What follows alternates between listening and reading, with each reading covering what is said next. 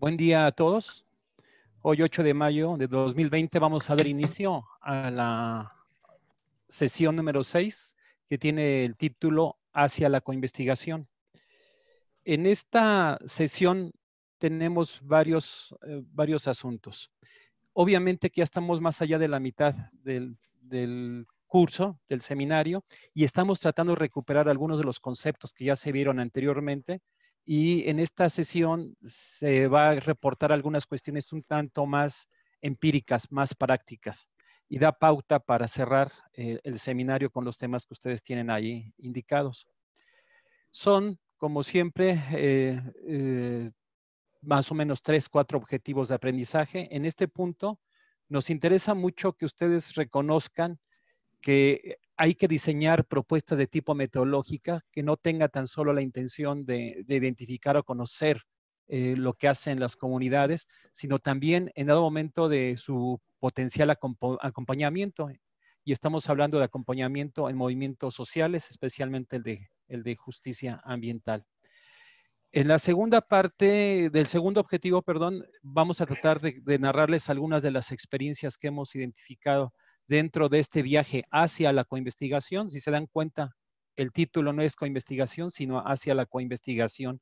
Es decir, que estamos ratificando la importancia de ir construyendo esta propuesta metodológica.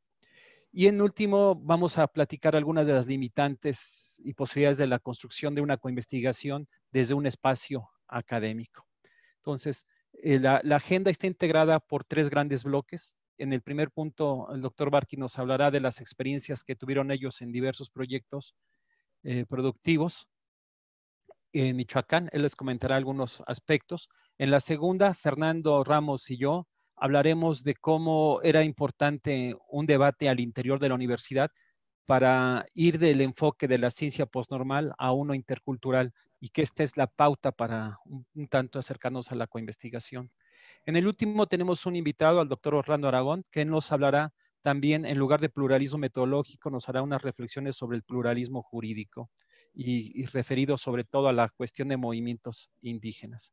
Entonces, vamos a empezar con las experiencias de proyectos productivos en Michoacán, o como el doctor indique, lleve el título de su presentación. Sí, doctor Barkin. Bueno,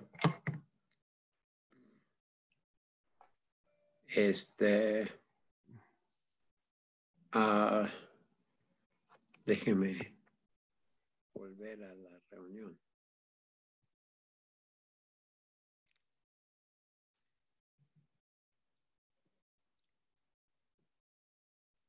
Híjole, ¿cuál es el problema? Hay que darle compartir pantalla. O sea, pone lo que vaya a tener como presentación. No, yo no tengo, hoy no tengo una presentación. Bueno, muy bien. Entonces directamente, nada más lo que le falta a usted es habilitar su video. El video. Ya, es que lo tengo en pantalla reducida. Ok. Orlando, qué gusto que estés aquí.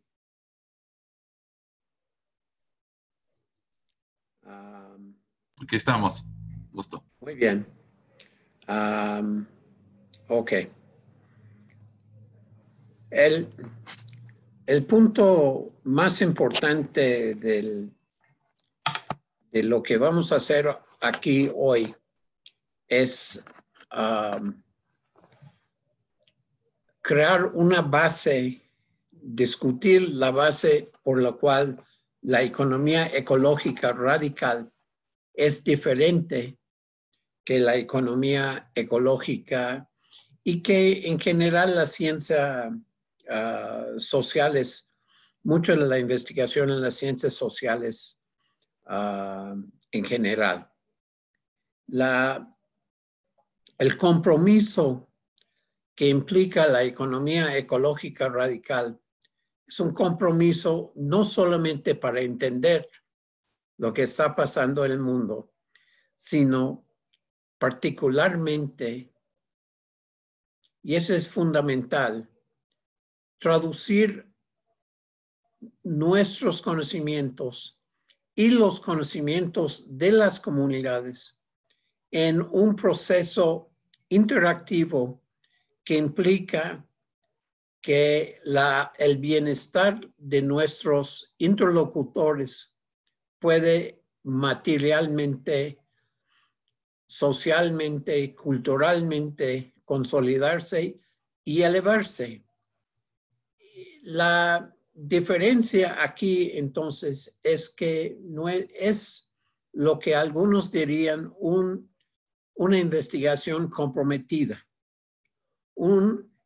Y nosotros nos convertimos en investigadores activistas. ¿Activistas por qué? Porque implica que estamos tomando una posición frente a lo que pasa en el mundo. Una posición frente a lo que es la estructura de las actividades que están tomando lugar dentro de nuestras áreas de investigación, pero también de entender, y eso quizás es la aportación de la universidad, la gran contribución que nosotros podemos tener en la medida que nuestro entendimiento de qué está pasando en el mundo, en el país, en la región, en el país y en la economía, la sociedad internacional, está afectando las dinámicas a nivel local. Esa es una visión extraordinariamente importante. Remonta a lo que Karl Marx comentó en términos de la tesis de Feuerbach, la 11ª tesis de Feuerbach. Nuestro problema ya no es solamente de entender el mundo, sino de aportar, construir, participar en la transformación del mundo.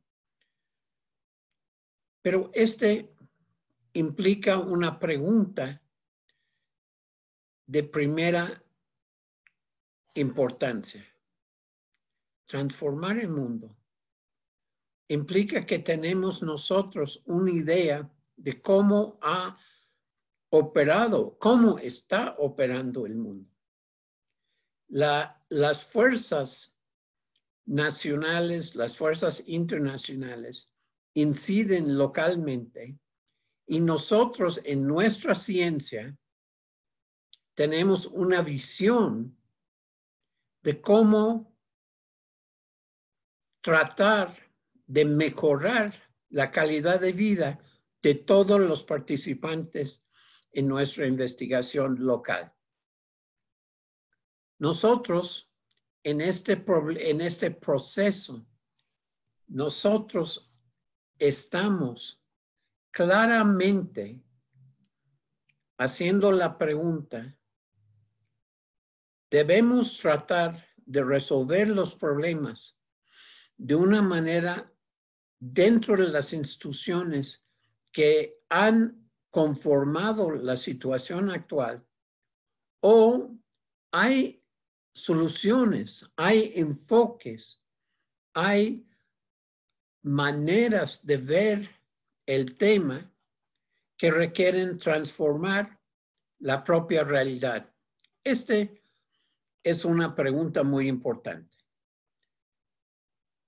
Y plantea una pregunta previa, plantea un elemento realmente transformador, un elemento preocupante por cada uno de los participantes. ¿Cómo es la forma en que debemos trabajar con nuestros compañeros, con nuestros interlocutores?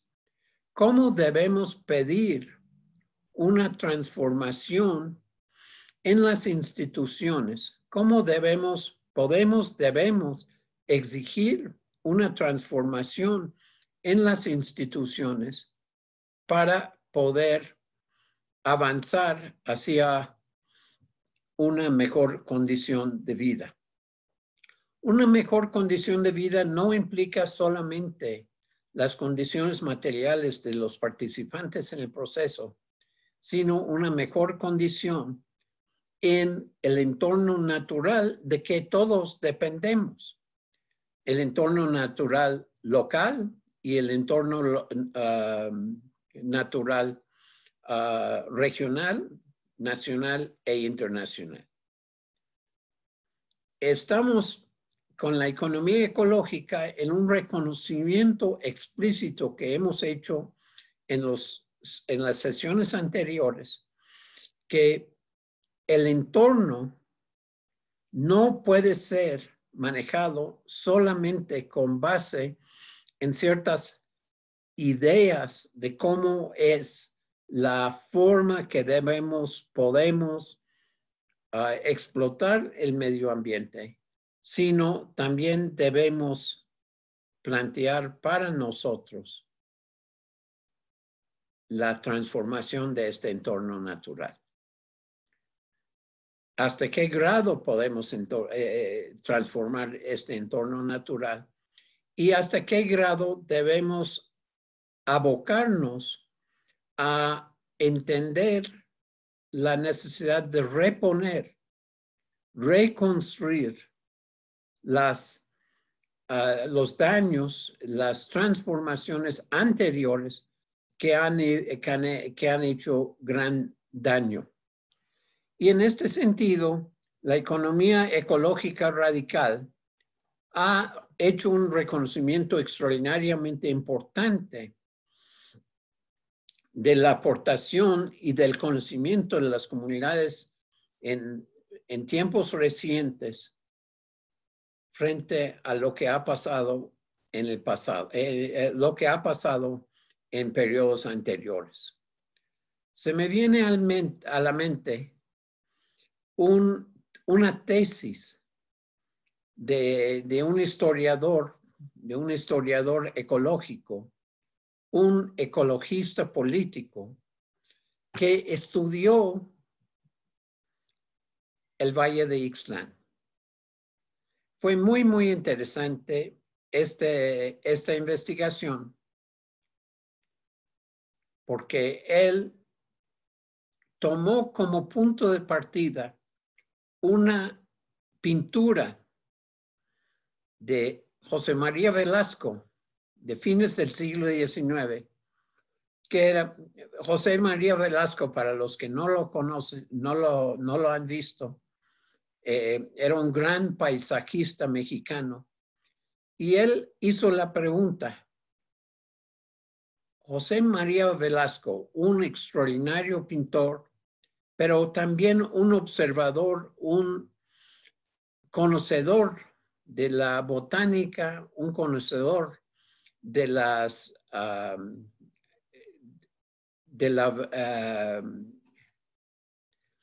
planta, de la vida, fauna, flora y fauna, se sentó para hacer una pintura en el Valle de Ixtlán. Y este investigador, Matthews, se apellida, hizo la pregunta: ¿podemos determinar si los campesinos del siglo XIX que habían vivido allá durante toda la época de la independencia eran más ecologistas que los campesinos del siglo XX? Y es muy interesante porque lo que Matthews hizo fue primero identificar exactamente el lugar donde el pintor Velasco se sentó para crear esta pintura que está en el Museo Nacional de Arte, el MUNAL, el Museo de Arte. Y primero determinó que lo que Velasco hizo fue una pintura con base en 3 lugares particulares. estos 3 lugares, él los combinó en una sola pintura. Y para no seguirle con el cuento más largo, él dijo que a raíz del movimiento de autonomía de los pueblos, la formación del Mancomún en la Sierra Juárez, la creciente conciencia de los pueblos de la necesidad de reconstruir, de retomar control de sus territorios, él determinó que los campesinos del siglo XX eran más responsables, más en consonancia con con su entorno natural que los campesinos del siglo XIX. Yo no voy a seguir más de esto, pero Matthews en su trabajo, colaborando con varios de los campesinos que le ayudaron a hacer su trabajo, estaba haciendo una forma de colaboración un poco más pasiva de lo que estamos contemplando hoy. Pero el punto más importante es que él está reconociendo de una manera muy original la forma de tratar de entender cuál es el conocimiento que tienen las comunidades, que tienen los moradores de la zona, en este caso Valle de Ixtlán, para poder interactuar y afectar su medio natural.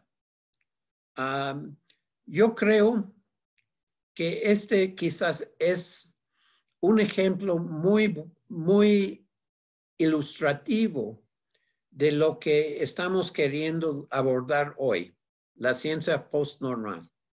Porque lo que Matthews hace sin tomar textos, sin tomar entrevistas, Matthews puede pintar con su tesis y con fotografía. Él puede repintar digitalmente el equivalente de la pintura de José María Velasco y mostrar cómo los campesinos del siglo XX tienen algo que construir, no solamente por sus conocimientos, sino por su forma de implementar estos conocimientos en la recuperación de un entorno natural muy, muy grande que hoy en día se ha vuelto emblemático y está en toda la literatura internacional como un ejemplo de que el control comunitario de los bosques puede ser mucho más valioso que el control a través de mecanismos comerciales o mecanismos de áreas naturales protegidas. Quizás, Mario, quizás con base en eso vamos a avanzar a la próxima parte de la discusión, enfatizando la forma en que nosotros en nuestro trabajo estamos modificando el modelo de ciencia postnormal, la aportación original de Silvio Funtowitz y Jerry Ravitz, que escribieron sus libros a principios de los 90. Y hoy en día es muy valorado esta aportación, pero aquí yo creo que en México y particularmente pues con el trabajo de las colaboraciones que tenemos en el Valle de Ixtlán, podemos mostrar de una forma mucho más concreta. Mario, ¿estás para seguirle? Sí, doctor, lo oigo. De acuerdo, muy bien. Entonces, voy a poner la diapositiva para que se cierre su pantalla. Ya.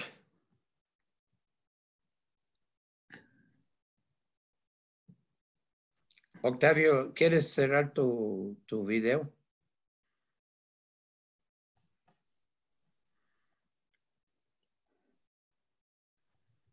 Bueno, lo que queremos exponerles en esta parte que está comentando el doctor Barkin es ratificar el primer punto, como lo indica la diapositiva, que la economía ecológica intenta ir a un pluralismo metodológico. Y esto implica, con el segundo punto que vamos a ver, ir más allá de la ciencia postnormal, no descartar sus aportes, pero sí ver las limitantes para el contexto. El tercer punto vamos a irlo muy rápido porque es parte de la lectura que se les dejó en la página. Entonces nada más voy a extraer algunos documentos específicos. Y la cuarta sí queremos hacer un poquito más pausado para enseñarles la propuesta operativa que salió de este intento hacia la coinvestigación. Entonces, en el primer punto, lo que queremos comentarles, y está en esta diapositiva, es que queremos ir más allá del discurso que se habla de que la economía ecológica en general y en particular radical busca un pluralismo metodológico, porque lo que necesitamos es construir esa propuesta de pluralismo metodológico, no hacer trabajos donde decir que se basa nuestro trabajo en pluralismo metodológico. Ese es el esfuerzo que hemos estado haciendo. Y en este punto queremos comentarles varias cosas. Aquí son 5 puntos. El primero es que hay que destacar cuál es la relevancia del objeto de estudio de la economía ecológica radical. Entonces, en este punto, si ustedes intuyeron en el contenido del seminario, en la introducción, hablamos de varias situaciones. Hablamos de las acciones de los actores locales ante una configuración metabólica que genera injusticia ambiental. Este es un punto relevante que tenemos que meterlo en la discusión porque estamos construyendo un objeto de estudio que se diferencia del objeto de estudio tradicional de la economía ecológica o de la economía ambiental. Entonces, y este objeto de estudio nos define qué tipo de pluralismo tenemos que desarrollar. Tiene que ser un pluralismo metodológico que tenga congruencia entre sí la perspectiva ontológica, su perspectiva epistemológica y la teórica. Es decir, que haya un concepto de realidad que tenga congruencia con un concepto de la relación sujeto-objeto y con el uso crítico de la teoría. Entonces, el pluralismo metodológico implica estos elementos. Estamos planteando que al estar haciendo referencia un objeto de estudio de la economía ecológica radical a las acciones de los sujetos sociales frente a las injusticias ambientales, y sobre todo nosotros estamos enfatizando en el mundo rural, tenemos que ver no tan solo los componentes estructurales, como lo hemos estado insistiendo a lo largo del seminario, es decir, no tan solo a los aspectos inherentes a un sistema de acumulación como el que tenemos actualmente, que las estructuras determinan el comportamiento de los actores. Sí, pero nosotros también estamos planteando que al hacer referencia a las acciones de los sujetos, también nos interesa entender la subjetividad de los sujetos de los que supuestamente estamos acompañando en el mejor de los casos o en otros estudiando esas subjetividades. Entonces, este pluralismo metodológico implica todo esto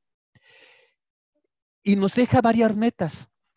Nos deja las metas obvias de trascender lo disciplinario a lo multi y de lo multi, como lo vimos en la sesión del miércoles antepasado, trascender a lo inter y en el mejor de los casos a un enfoque transdisciplinario. También en esa sesión dijimos que no era suficiente estar en un pluralismo metodológico transdisciplinario donde conjugábamos las propuestas metodológicas de la ecología, de la economía, sociología, antropología o de otras disciplinas. Insistíamos que tenemos que ir más allá de un pluralismo metodológico. Y este pluralismo metodológico nos da una pista, la ciencia postnormal. La ciencia postnormal insiste en integrar a otras entidades, a los pares extendidos. Nosotros estamos planteando que es importante pasar de la formulación de la ciencia postnormal que implica la incorporación de los pares extendidos a establecer un diálogo intercultural. Y este diálogo intercultural es la base hacia la construcción de una coinvestigación. Este es el marco de referencia que queremos comentarlo porque queremos ser lo más claro posible en plantear estos elementos, que el pluralismo metodológico no es cualquier cosa, no es una cuestión de voluntad, sino tiene que haber congruencia con todos estos planteamientos. La ciencia postnormal nos da varios aportes que hemos recuperado desde la economía ecológica. Y los aportes es que básicamente hace referente a que estamos en un nuevo contexto en el cual necesitamos trascender los conceptos de la ciencia normal indicada por Thomas Kuhn o lo que vimos de la ciencia clásica indicada por Duval a la ciencia postnormal. Menciono rápidamente algunos de los puntos que hay, aunque ya lo vimos también. Él hace referencia a la presencia de riesgos ambientales, lo cual toma de esta obra de la sociedad de riesgo de Beck, y donde habla de muchos aspectos, pero hoy los riesgos son irreversibles, acumulativos, silenciosos. Y el segundo punto que se menciona tanto Beck como la ciencia postnormal es que hoy es evidente que los desarrollos científicos y tecnológicos, sobre todo los vinculados a cuestiones de tipo biotecnológico, tienen altos grados de incertidumbre. Hay elementos que impiden hablar de una certeza. De ahí la importancia del principio precautorio, y este es mucho más evidente, por ejemplo, con el caso de los maíces transgénicos. Entonces, el tercer elemento que destaca y que también nos hace relevante es que en el desarrollo de la ciencia se presentan diversos conflictos de valores e intereses y que esto hay que hacerlo explícito. No basta decir que no. La ciencia positiva ha avanzado de una manera tal porque ha evadido estos dos elementos, ha evadido el tema de la certidumbre y ha evadido el tema de que ciertos conocimientos, cierto desarrollo, tiene en cuestión valores encontrados.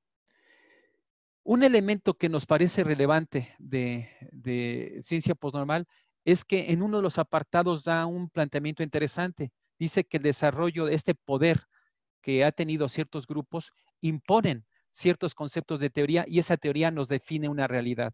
El caso más evidente es el poder que tiene la teoría económica neoclásica para imponernos una forma de ver a partir del individualismo metodológico. En sus últimas partes, la ciencia postnormal empieza a hablar de la gobernanza, que es un elemento también que estamos retomando. La contribución altamente relevante es la que estamos poniendo ahorita, en la que indica que a la par del desarrollo de la ciencia, se está dando un proceso de desigualdad y de exclusión de los grupos sociales. Y sobre todo hace referencia a esto también, no tan solo en términos económicos, sino en la toma de decisiones hacia proyectos. En este punto coincidimos con él cuando él habla de que ante estos escenarios es importante incorporar otras perspectivas que también son legítimas. Estas perspectivas que él les denomina como los pares extendidos. Obviamente todo esto dentro de la idea de que hay que mejorar la calidad de la investigación. Entonces, en resumen, paso está muy rápido, nos dice cuestiones que ya nosotros hemos visto desde hace un buen tiempo, la importancia y las limitantes que tiene de estar separando ciencias naturales de ciencias sociales, duras, blandas, el enfoque unidisciplinario, la necesidad de enfoques holísticos. Esto ya lo hemos visto reiteradamente. Entonces, aquí va la parte que queremos analizar, cuáles son los aportes, pero las limitantes de tipo epistemológico. Estos autores consideran dos criterios para poder definir en qué momento podemos incorporar un avance de ciencia postnormal.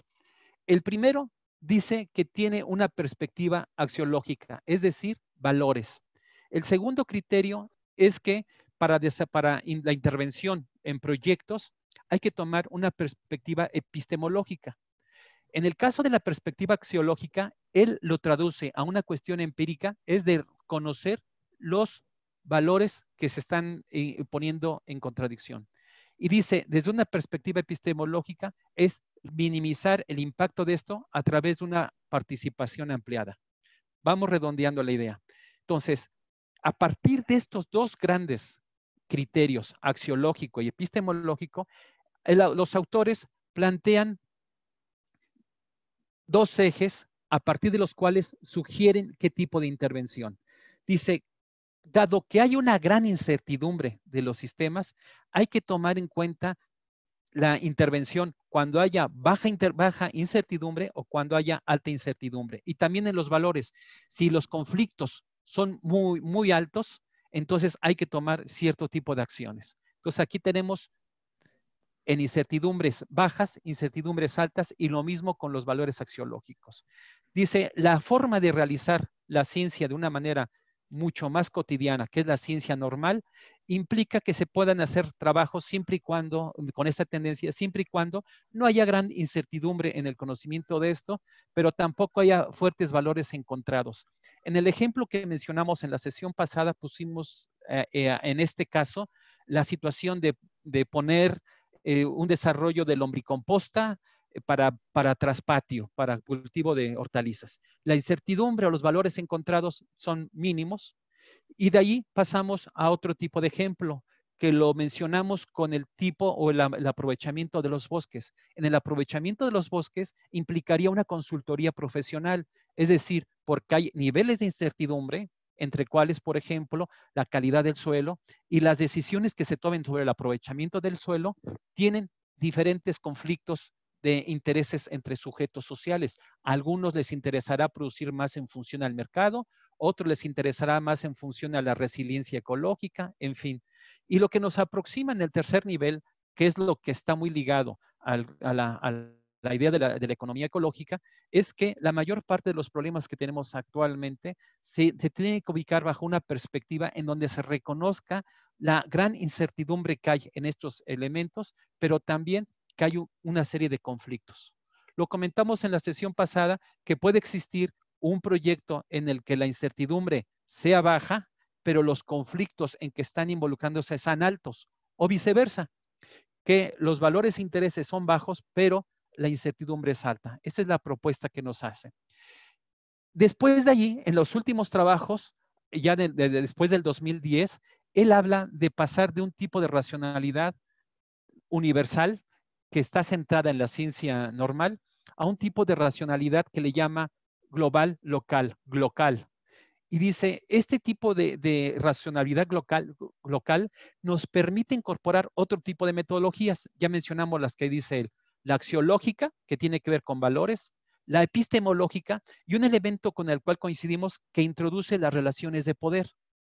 Dice, y esto nos permite aplicar diferentes tipos de metodologías, la axiológica, epistemológica o política, y nos dice cómo evaluar esto. Estamos de acuerdo con él, pero hay algunas cuestiones que nosotros queremos avanzar. A partir de esta reflexión que hace él, plantea el esquema original que tenía, el epistemológico y el axiológico, e incorpora el asunto de política, e introduce un asunto de gobernanza que nosotros lo hemos también platicado, pero que difiere de la perspectiva que él plantea. Aquí están los escenarios y plantea el mismo esquema, nivel bajo, nivel alto.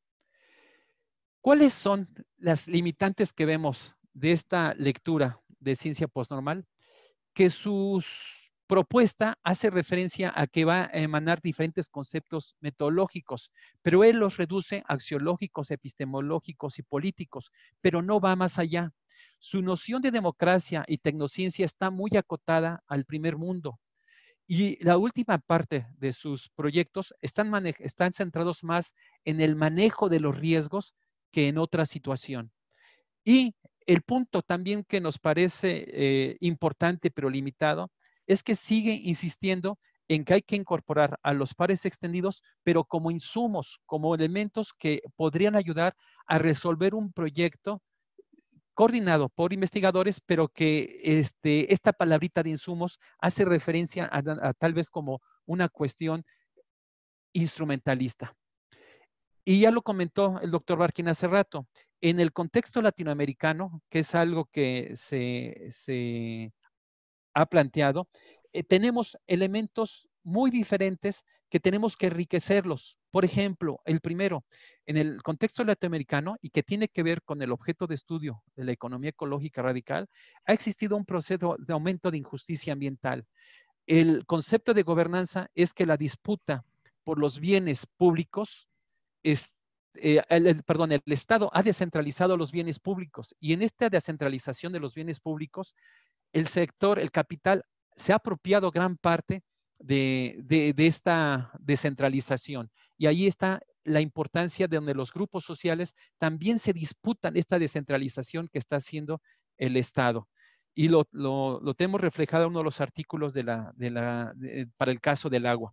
Aquí nos interesa, desde economía ecológica, la parte de descentralizar lo público, sobre todo a los bienes comunes, a los bienes naturales, o lo que lo llama desde la teoría económica neoclásica como los recursos naturales.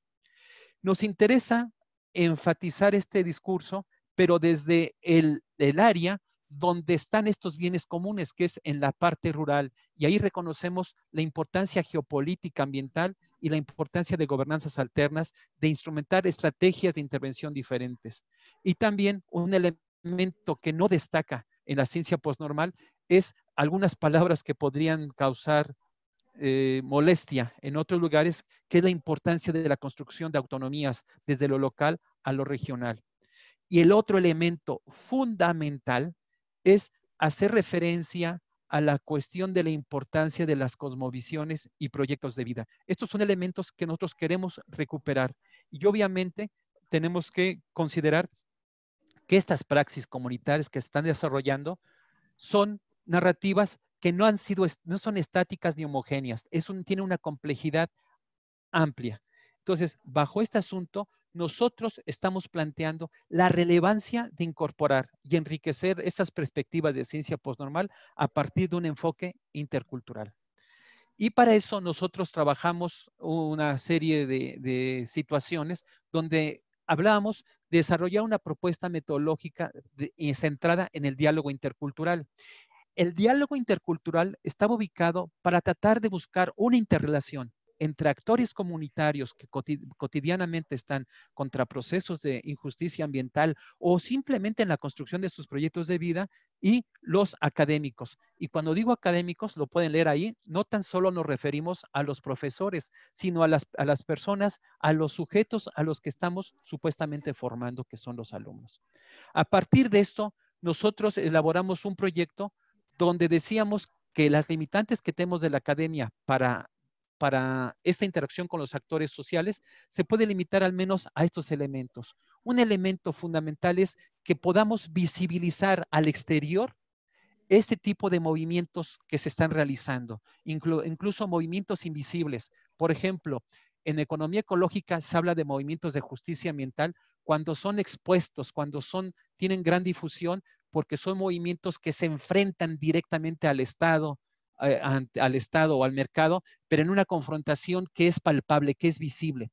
Nosotros estamos planteando que los proyectos de vida que se están desarrollando, por ejemplo, aquí en la Sierra Juárez, son movimientos de justicia ambiental o proyectos de vida silenciosos, porque están enfrentándose sutilmente contra el discurso universalista.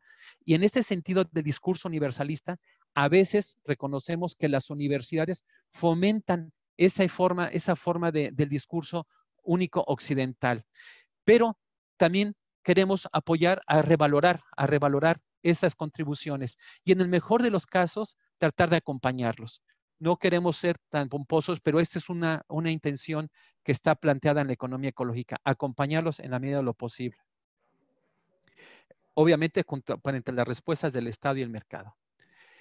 Cuando nosotros hicimos este trabajo, nos planteamos diversos problemas de tipo conceptual o moral.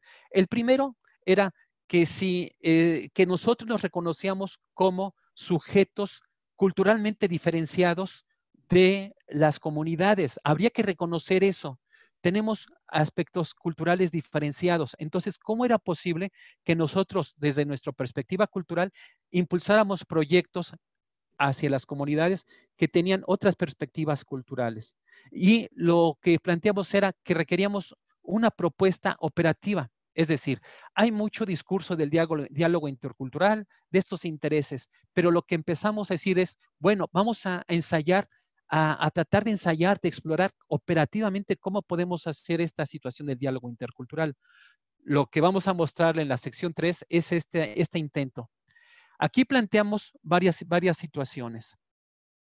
Que un diálogo intercultural supone una interrelación. Esta parte, les digo, voy a ir mucho más rápida porque está en el documento que les dimos. Y comentamos que las interrelaciones de tipo cultural, ya Bonfil Batalla había adelantado algo, pueden ser de imposición de un grupo hacia otro grupo, pero también pueden existir resistencias de un grupo hacia otro grupo. Y una tercera opción que planteaba Bonfil Batalla, y la plantean varios, es que en las interrelaciones interculturales también puede haber casos de apropiación de ambos sujetos. Y aquí es donde Bonfil Batalla hablaba de cultura propia, cultura enajenada, cultura apropiada. Entonces, nosotros planteamos qué saberes pertinentes podríamos hacer para incorporarnos con los sujetos comunitarios a una investigación. Y esto planteamos, vamos a tratar de hacer un diálogo intercultural. Pero el problema es, ¿cómo vamos a saber si hay un diálogo intercultural? ¿Cómo podemos nosotros plantear un diálogo intercultural si lo estamos haciendo desde la academia? Aquí nos pusimos a reflexionar qué es lo cultural, y para esto fue de gran relevancia unos seminarios que tuvimos el grupo de la Universidad de la Tierra con Gustavo Esteva y nosotros. Y ahí estuvimos viendo varios asuntos. Voy a ir rápido porque ya está planteado en el documento, pero quiero nada más ponerlo. En ese taller se planteaba que la cultura es algo muy complejo, pero si queremos nosotros simplificarlo, podemos identificar dos tipos de elementos, los externos y los profundos. Y los externos son los que generalmente se investigan a partir de la ciencia positivista, es decir, lo visible. Y se estudia los aspectos de la lengua, la comida, el arte e incluso los aspectos normativos, jurídicos y políticos. Pero también Gustavo Esteva nos refería que hay elementos culturales más profundos que son invisibles generalmente para los externos, que tiene que ver con esta parte que estamos poniendo ahí, la cosmovisión, dice la fuente de sentido, el horizonte de inteligibilidad, la espiritualidad en resumen. Y que estos elementos que estamos poniendo al final son casi invisibles para un intento positivista. ¿Qué implica dos niveles? Implica varios asuntos, pero resumo en esta parte. Que los elementos culturales de las comunidades con las que estamos trabajando son invisibles para nosotros y muy difícilmente se pueden representar físicamente, objetivamente, a partir de los métodos tradicionales que hace referencia a un supuesto método científico. Y de ahí se planteó que era importante, si queríamos tratar de acompañar, de revalorar a las acciones de estos grupos sociales, necesitamos abrirnos a la interculturalidad. La interculturalidad implicaba algunos puntos. Por ejemplo, el rechazo a que desde nuestra perspectiva cultural, educada bajo una cultura universalizante, se imponga como la única o la forma dominante, como una supracultura. Pero también nos advertían que teníamos que tener cuidado en ir a los dos extremos. Es decir, una situación es la relación con las comunidades donde tú consideras que tus valores son superiores a los otros, cuando en realidad son diferentes, pero también el otro, el de relativismo extremo. Es decir, el relativismo extremo es de que cada cultura, cada grupo tiene una serie de códigos que son imposibles de comunicarse. Si tenemos los dos extremos, es imposible el diálogo intercultural. Y lo que se planteaba a partir de una serie de autores es la cuestión de una especie de culturalismo, un relativismo relativo, donde lo relativo, como lo está mencionando ahí, es que cada cosmovisión, cada afirmación, cada noción es relativa a su contexto. Nadie posee desde ninguna cultura una visión en la que pueda abarcar todos. Mario. Sí. Mario, tenemos problemas de tiempo. Bueno, voy.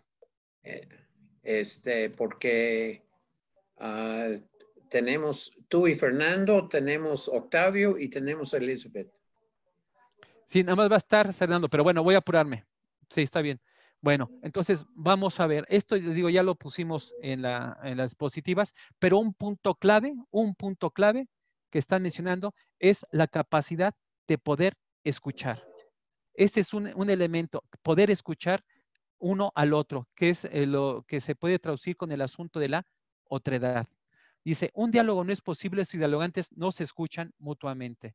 Entonces, aquí la lección que tratamos de ver es la importancia de aprender a escuchar. Es decir, de no tan solo oírlo, sino estamos concebiendo, dice, su cosmovisión, la cosmovivencia. En el proyecto que participamos están estos actores, investigadores comunitarios de diferentes comunidades, Nesicho, La Chatao, Yaguiche, Benito Juárez, y también se incorporaron Yavesía, Yatzache el Bajo, Tanetze, y ahí están los investigadores. La propuesta operativa básicamente consistió en esto, en el reconocer dos entidades culturales diferenciadas, los profesores y estudiantes de las universidades y los actores de las comunidades. En un principio se desarrolló un trabajo bajo esta perspectiva que Fernando comentará a través de encuentros serranos. Posteriormente fuimos ampliando este esquema y fuimos incorporando, por ejemplo, a estudiantes de las comunidades para que acompañaran a los actores, dado que había algunas cuestiones de tipo eh, eh, académico que requerían intervención.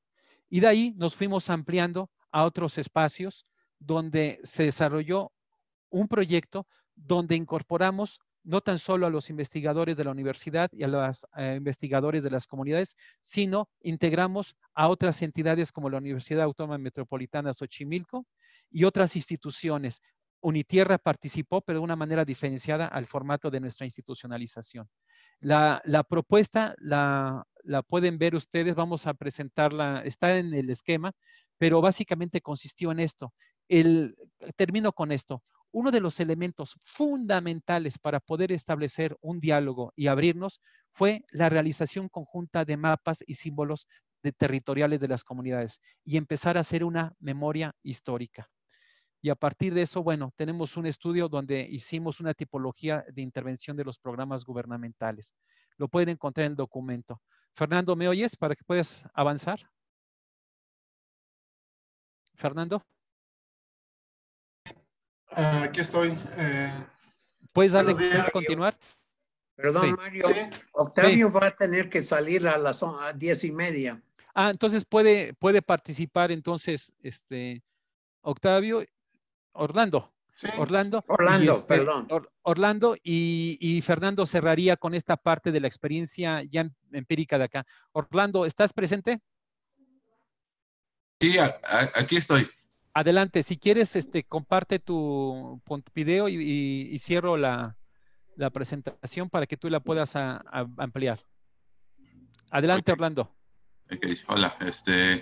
Bueno, antes que nada, pues una invitación, un agradecimiento por la invitación, a compartir, pues algo de la experiencia que hemos estado trabajando.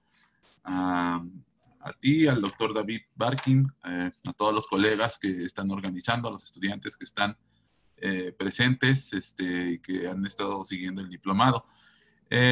Pues miren, yo más bien compartirles quizás una de las experiencias en las que junto con otros colegas hemos estado involucrados y que compartimos, creo yo, esfuerzo por pensar la ciencia, el conocimiento científico, la generación del conocimiento desde otras perspectivas, en nuestro caso más vinculadas a la antropología, a la sociología y al derecho, y que tiene que ver justamente con la experiencia que hemos estado trabajando con distintas comunidades también acá de Michoacán en lo relativo a la lucha por el autogobierno indígena.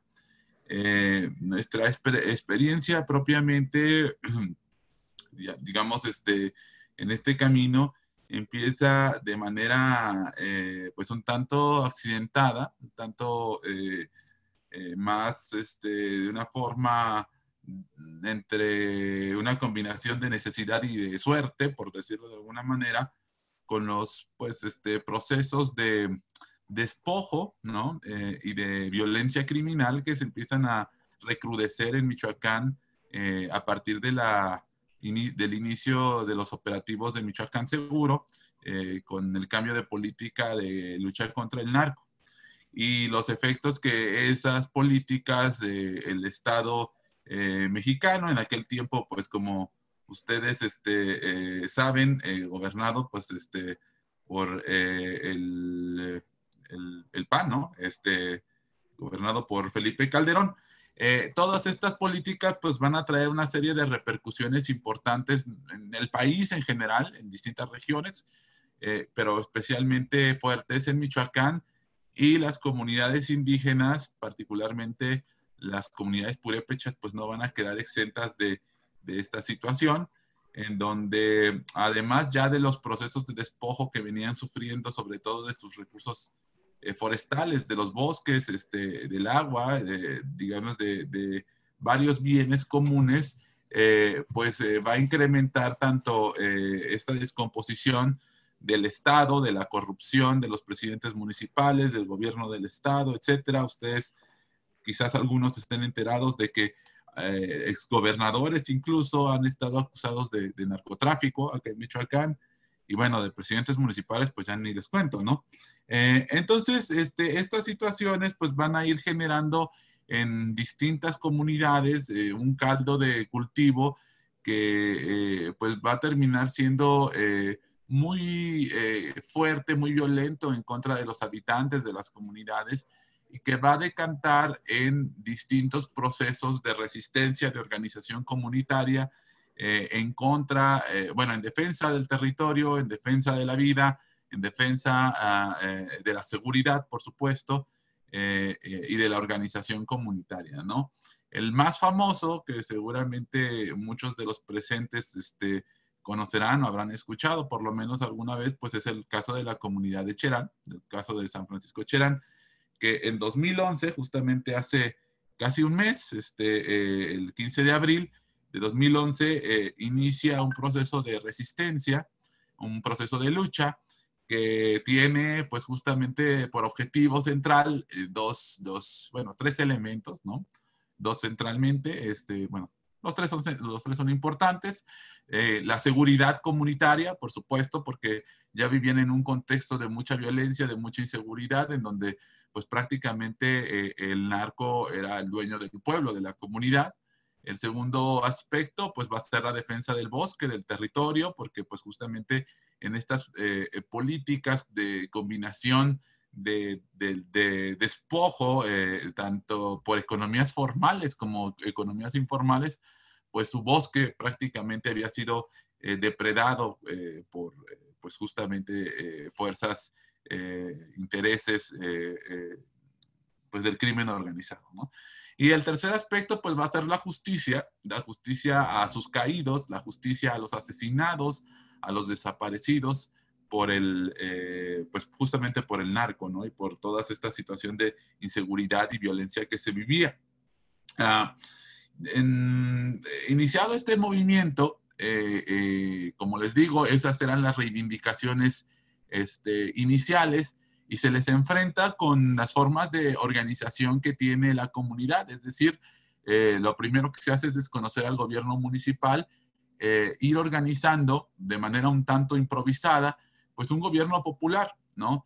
Es decir, se elige a una comisión que se va a hacer cargo del momento pues de alerta, de emergencia más bien, que se vive en la comunidad, y poco a poco, sin a lo mejor tener un mapa muy planeado, la comunidad va a hacerse cargo de las funciones que antes realizaba pues el gobierno municipal, ¿no? Complejizando, por supuesto, estas formas de representación y de autoridad que van a estar basadas pues en las asambleas, en lo que se llaman los usos y costumbres, o en lo que la comunidad conoce como usos y costumbres, en formas tradicionales de representación. Es decir, se da una especie de recuperación de formas que en una dimensión política habían quedado un tanto de lado, pero que, por ejemplo, en formas de trabajo comunitario, de organización de fiestas religiosas, pues se mantuvieron vivas durante mucho tiempo. La comunidad, pues, hace esto por sí sola, ¿no? Sin ningún tipo de ayuda ni de mediación, etcétera. Son la misma gente las que opina que debe de hacerse así. Y con el tiempo, en los días, pues se ubica a los partidos políticos y a los gobiernos como los responsables de la situación que se estaba viviendo en la comunidad. una de las cosas que justamente es muy extendida en el país, en Michoacán muy fuerte, es la división que hay en intracomunitarias por los partidos políticos. Y entonces en Cherán uno de los diagnósticos que se llega es que parte de la forma en que pudo penetrar estos actores como el crimen organizado se debía a que la comunidad estaba dividida. Y entonces, pues bueno, se produce un consenso comunitario, vamos a decirlo de alguna forma, en el sentido de que los responsables o uno de los responsables importantes van a ser los partidos políticos y que por lo tanto ya no es deseable para el futuro de la comunidad, pues que estén participando, ¿no? Porque pues eso los dividen y no solamente eso, en aquel tiempo el municipio era gobernado por el PRI, el gobierno del estado de Michoacán era gobernado por el PRD y el gobierno federal, como ya les decía, era del PAN. Y frente al saqueo, a la violencia, etcétera, pues ninguno de los tres niveles de gobierno acudió a la ayuda de la comunidad, a pesar de las constantes peticiones que se hicieron. Bien, en este contexto, que tiene esta lógica, a las pocas semanas se atraviesa un proceso que no se tenía contemplado, que es el inicio del proceso de elección a nivel local de gobernador y de presidentes municipales. Frente a esto y ante la falta de solución de las problemáticas y de las exigencias del movimiento de Cherán, pues que el gobierno del estado, como en muchas otras ocasiones, pensó en no hacer nada, la comunidad se ve ante el dilema de qué va a hacer frente a este inicio de las campañas electorales. Y es ahí donde surge la idea de pedir que, bueno, primero de buscar alternativas y después de pedir que las elecciones ya no fueran por partidos políticos, sino por usos y costumbres. Va a ser justamente en ese punto en donde yo y otros compañeros con los que trabajo nos vamos a cruzar, vamos a decirlo así, en el camino ahí con la comunidad de Cherán. Primero en un afán de ayudar y después, digamos, como la academia comprometida tradicionalmente lo hace, y poco a poco, pues mediante un involucramiento cada vez mayor, que nos lleva a una reflexión parecida a la que Mario, a la que David estaban exponiendo, ¿no? Y que, claro, desde un lado de las ciencias sociales, quizás un poco diferente, pero que nos lleva a las mismas preguntas, por decirlo de alguna manera. Primero, a mí, yo trabajaba en aquel tiempo en la Universidad Michoacana, ahora trabajo en la UNAM, pero en aquel tiempo uno de mis ex estudiantes de la Facultad de Derecho en la Universidad Michoacana me pidió que diera una plática en la comunidad cuando apenas estaban viendo qué iban a hacer frente a esta situación de las elecciones inminentes que se venían y entonces del potencial regreso de los partidos políticos. Inicio así, después ellos se animan a meter una solicitud. Bueno, yo doy la plática, me regreso a la universidad, sigo en mis cosas. Ellos se animan a meter una solicitud al Instituto Electoral de que les permitan hacer una elección por usos y costumbres como ya ocurría en Oaxaca, para aquella altura. Yo obviamente en esa solicitud, pues la verdad es que ya no tuve yo nada que ver. Y frente a esa solicitud, que pues fue inédita en el caso de Michoacán, el Instituto Electoral decidió pedirle una opinión a la UNAM y otra a la Universidad Michoacana sobre la constitucionalidad de esa solicitud que estaba haciendo la comunidad. Pues la suerte del destino quiso que el rector de la Michoacana en aquel tiempo pues me pidiera a mí que hiciera la opinión de la universidad, a nombre de la universidad. Y eso a mí me llevó de regreso nuevamente a la comunidad de Cherán a trabajar en una investigación más antropológica que jurídica, porque, bueno, en aquel tiempo lo que se estaba discutiendo era si Cherán realmente todavía tenía usos y costumbres o no. Y bueno, yo aprovechando mi formación de antropólogo también, ¿no? Y de abogado, pues quería trabajar en eso. Desafortunadamente, bueno, el Instituto Electoral de Michoacán al final no hizo caso ni a la UNAM ni a la Michoacana y sacó su propia determinación. Y en ese momento es que ante una situación pues de falta de acceso a la justicia, en donde la comunidad no tenía quien le llevara a los juicios, no tenía cómo seguir adelante el camino jurídico y empezaba a aparecer en el momento la amenaza de la represión, la amenaza de ser desalojados desde una intervención militar, incluso policíaca en la comunidad. Yo estaba en una reunión con ellos justamente fuera del Instituto Electoral y no sé en qué momento se me ocurrió decirles, ante la falta de que no hubiera nadie, de que yo les podía llevar el juicio. Realmente son de estas decisiones que uno evidentemente toma, no sabes ni muy bien por qué, pero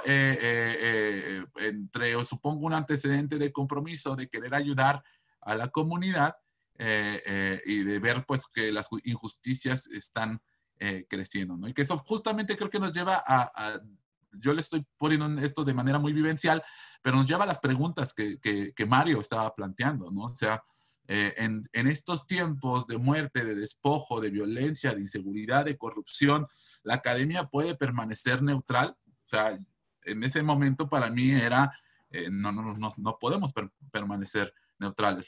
Lo que hemos aprendido, de lo que hablamos, de lo que vivimos en la universidad, tiene que servirle sobre todo pues para la gente que está resistiendo estas injusticias, ¿no? Por decirlo de alguna forma, que se expresan de muchas maneras y en muchas dimensiones. Eso, a partir de ahí, pues me voy a incorporar junto con otros compañeros, como yo les digo, que a mí me van a encargar en aquel momento, pues la defensa, llevar la coordinación de la defensa de Cherán en adelante y realizar una serie de procesos judiciales que después van a decantar en la posibilidad de que Cherán sea reconocido en noviembre de 2011 como el primer municipio en México con el derecho de no solamente elegir sus autoridades por usos y costumbres, como ya sucedía en Oaxaca, sino a reconfigurar también, porque fue parte de lo que metimos en la demanda de su juicio, a reconfigurar la forma de su gobierno comunal, de su gobierno municipal, perdón. Entonces, de trascender la figura del presidente municipal y del ayuntamiento, que es como se gobiernan todos los municipios, incluyendo los de Oaxaca, a plantear una forma de gobierno comunal, como lo hace Cherán y como ya lo hacen otros municipios. A partir de ahí, pues se da toda una experiencia de trabajo comunitario, militante, con Cherán, que después se va a ir extendiendo a otras comunidades como Anantepacua, Pichátaro, San Felipe de los Herreros, Santa Clara del Cobre, Santa Fe de la Laguna, que hoy ya tenemos 10 años en el colectivo de Emancipaciones y que hemos trabajado con muchas otras comunidades, en la cual realmente a partir de la práctica, a partir de la colaboración, a partir de una cosa que creo que es central en nuestra experiencia, de la necesidad de las comunidades y de la inserción de nosotros como académicos en esas necesidades, es que se va a ir produciendo toda una experiencia en la cual no solo, digamos, resulta algo obvio que sería de interés, creo yo, incluso hasta para la ciencia normal, como en los términos que lo manejaba David y Mario,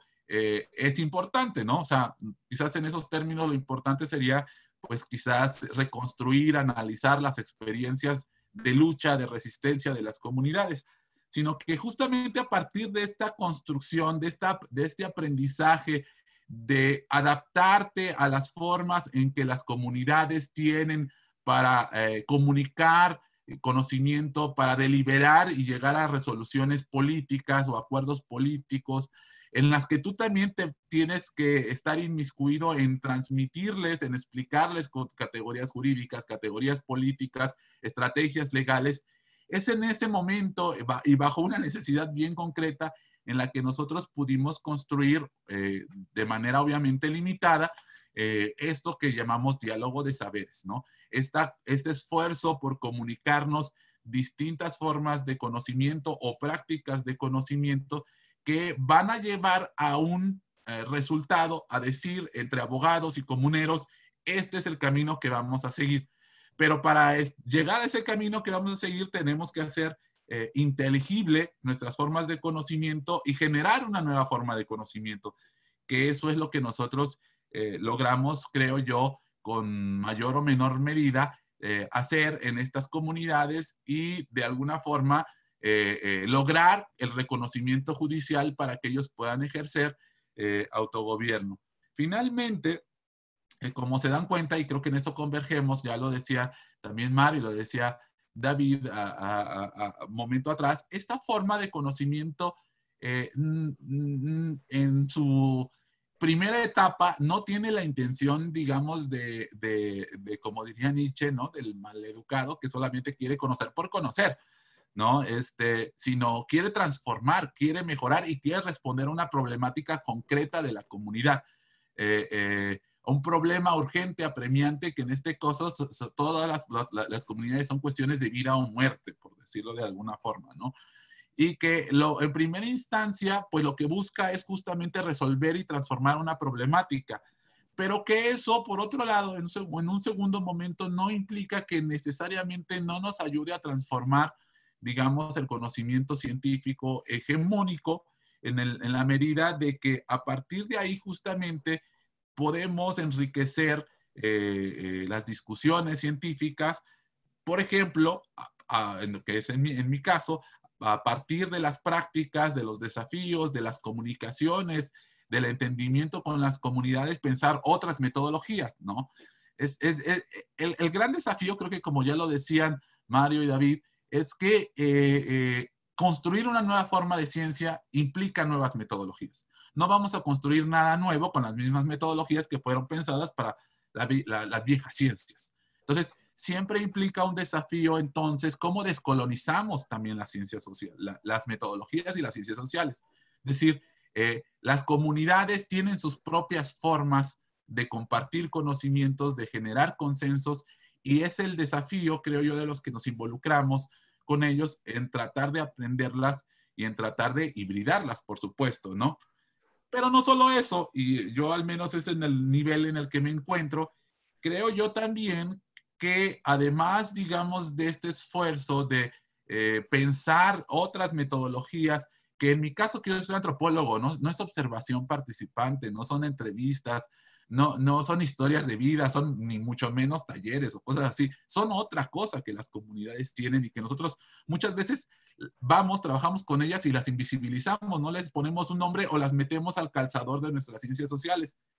Pero producto de eso, realmente también estamos produciendo otra realidad, ¿no?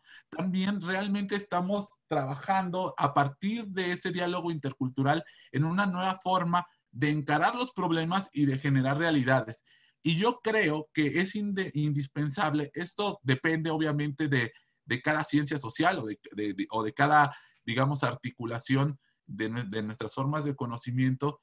Necesitamos teorizar de nueva cuenta, ¿no? En el caso de los estudios sociolegales, nuestros conceptos que nos sirven para capturar esa realidad y que nos sirven además para capturar la realidad por la cual estamos luchando construir, que es un horizonte de justicia, vamos a decirlo así, necesitamos otros conceptos y tienen que ser esos conceptos, así como nuestras metodologías que surgen en las luchas, que nos permiten entender nuestras luchas y posicionarlos hacia un horizonte que es hacia el que necesitamos caminar.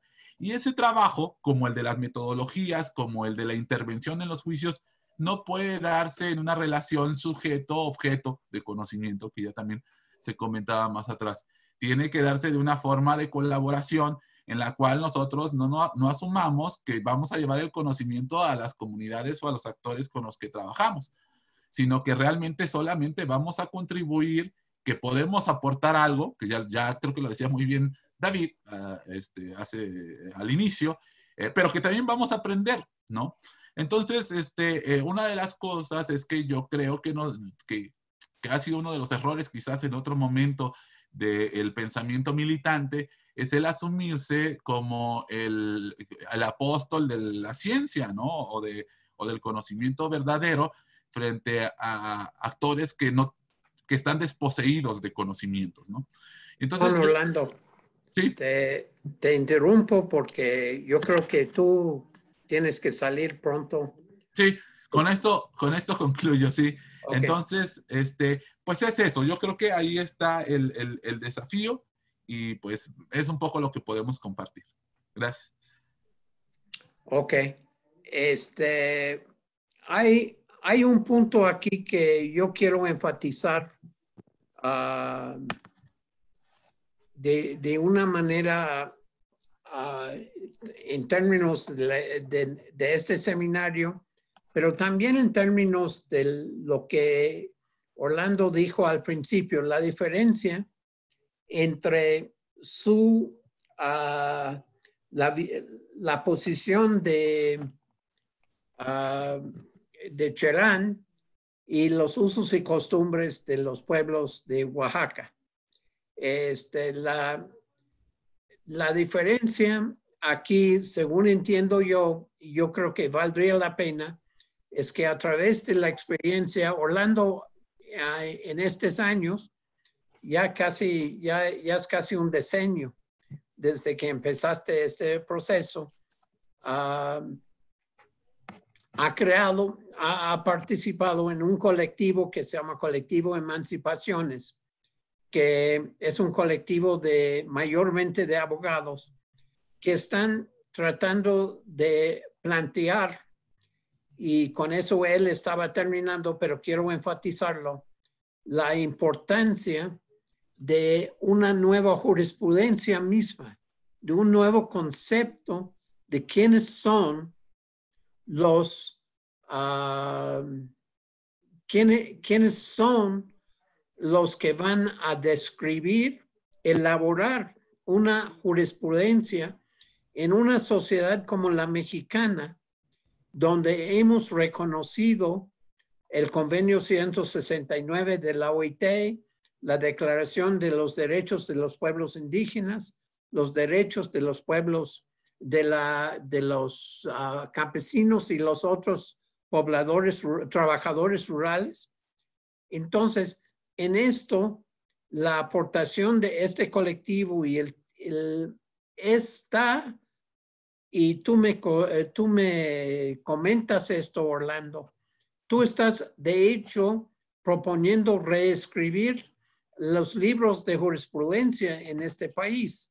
Bueno, los libros y la práctica de la jurisprudencia en este país a través de una interacción entre tu conocimiento, tu compromiso, pero también la interacción deliberada y continua de los pobladores de Cherán. Sí, vamos a decirlo así, ese es el horizonte, ¿no? Creo yo que en nuestro caso, la pretensión es esa, descolonizar el conocimiento jurídico, bueno, en otra medida el de la antropología jurídica, y que efectivamente podamos replantear una nueva forma de teoría vista desde ahí, ¿no?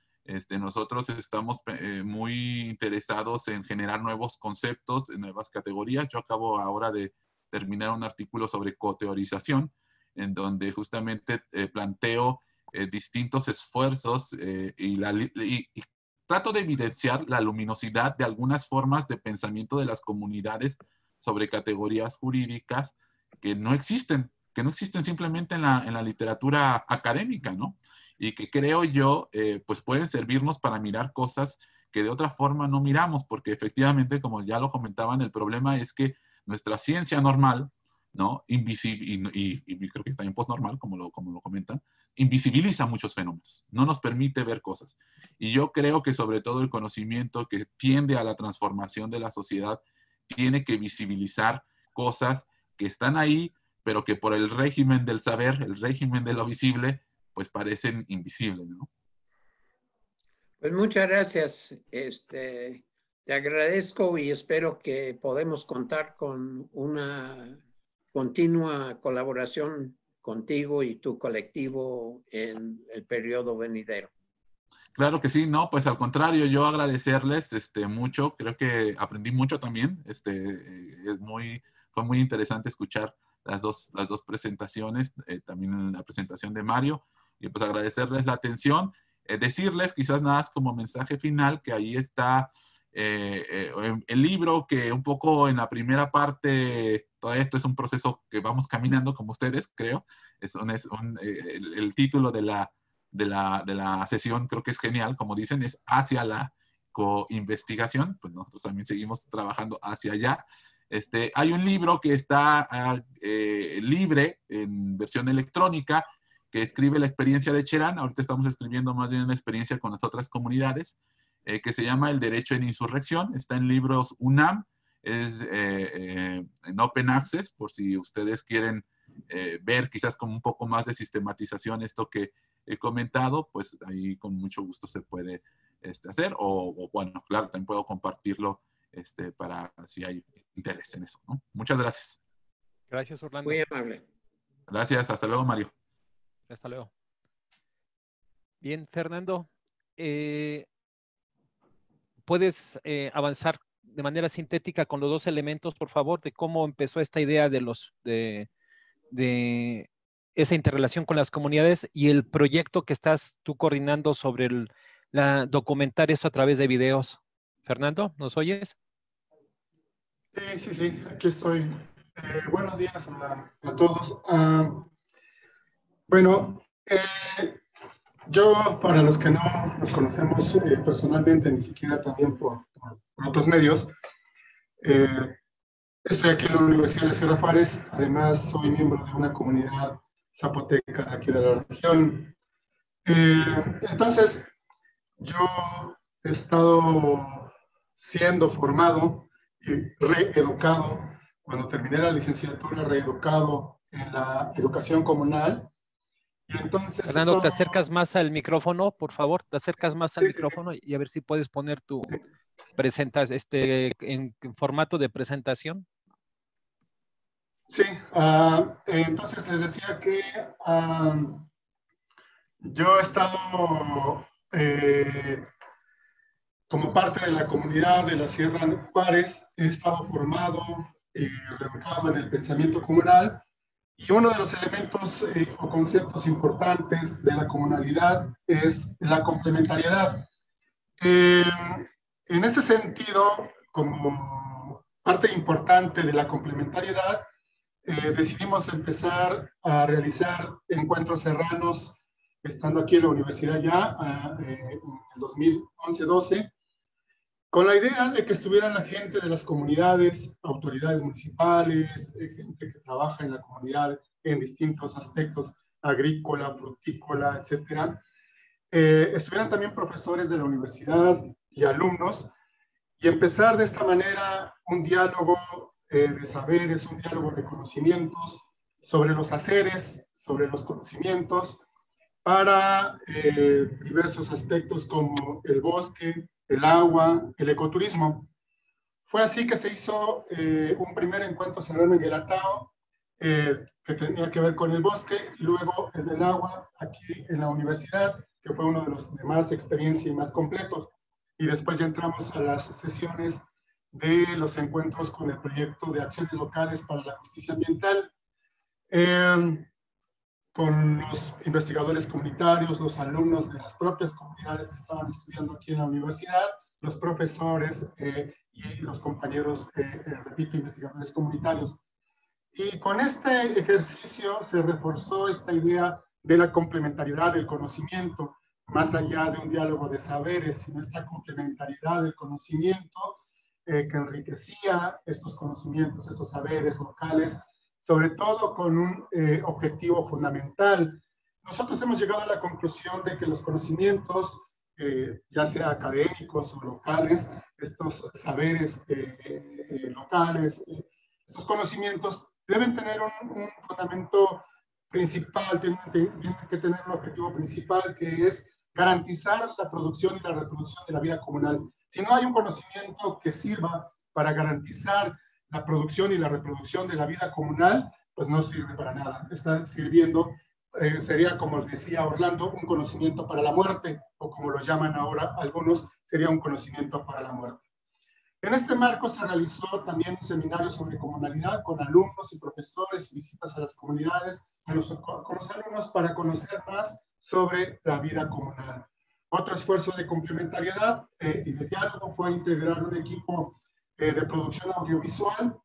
Ahí salieron estos videos que a partir de ahora pueden ver en el canal de YouTube que se abrió para este seminario, 3 videos para conocer las experiencias que están haciendo de lucha, de garantizar sus proyectos de vida comunal de Santa María Llavecía, Santa María Yahuiche, Santa Catarina La Chatao, y subimos una que hicimos con el grupo de producción audiovisual aquí de los alumnos sobre las perspectivas de 4 comunidades sobre la problemática del agua en la sierra. Esta experiencia nos permite a nosotros que los alumnos al momento de las entrevistas, de llegar a la comunidad, de negociar la participación de las autoridades, pues vayan aprendiendo y conociendo la vida comunal, vayan conociendo las formas tradicionales de escuchar, de compartir con la gente de las comunidades a través de un trabajo como la producción audiovisual. A partir de este año queremos consolidar este equipo de alumnos, que ahorita nada más queda uno, pero con eso hemos hecho algunas cositas, para la producción audiovisual de una serie de documentales y reportajes sobre la gestión ambiental comunitaria y sobre las acciones locales para la justicia ambiental, fundamentalmente para dar a conocer las voces, las experiencias, el conocimiento, los saberes, la sabiduría de los habitantes de las comunidades sobre sus proyectos de vida comunal. Entonces, ese es básicamente el antecedente de estos videos, de estos encuentros serranos. Quiero terminar con algo que ya Mario Fuente y Barkin y Orlando también han comentado, cómo vemos nosotros aquí esta cuestión del conocimiento y esta cuestión de la lucha de los pueblos por defender su proyecto de vida comunal, por garantizar la producción y la reproducción de su vida comunal. Mario dijo, igual que Bonfil Batalla, el Estado y el capital imponen ciertos proyectos de desarrollo nacional, global, es decir, hay un esquema de desarrollo que está ahí presente, y la comunidad, aquí está la comunidad, que plantea una resistencia frente a esos proyectos de imposición. Y en este proceso de resistencia a la imposición, hay unos procesos de adaptación, de adecuación, de apropiación, diría Mario, de negociación, plantea Mario en algunas diapositivas anteriores, pero en este proceso de resistencia, adaptación, adecuación, negociación o apropiación, es donde podemos ver estos grados de autonomía de las comunidades para generar esta capacidad de resistencia, negociación, adaptación, adecuación o apropiación. Y el problema central que vemos ahí es el problema de los límites. Hasta dónde la comunidad puede ser capaz de apropiarse, de adaptarse, de adecuarse, de negociar estos proyectos de desarrollo que le vienen de afuera para, según los discursos clásicos del desarrollo capitalista, para generar empleos, para generar pues, una economía, consumo, etcétera, etcétera. El problema es la pregunta que se hace, bueno, que en el fondo no están, pero que intentan resolver las comunidades, es hasta dónde podemos nosotros aceptar apropiarnos de estas políticas de desarrollo que nos están imponiendo. ¿Cuáles serían los límites? Podemos nosotros poner los límites, y aquí en estos procesos de negociaciones donde están los conflictos que se dan hacia afuera y hacia adentro, porque estos proyectos de imposición generan conflictos al interior de la comunidad, unos que están a favor, otros que están en contra, otros que están neutros, y ahí el papel de la asamblea es un papel fundamental en estos procesos de negociación, porque estos conflictos pueden generar, y han generado en muchísimos casos, división y ruptura del tejido social comunitario. Lo que han dicho Barkin y Mario a lo largo de las sesiones anteriores, es decir, grado de autonomía, estos límites, hasta dónde, ya Juanito en el texto viene, que se puso en la plataforma y en el video, esta discusión de desarrollo, hasta dónde, para quién y para qué. Entonces podemos decir que el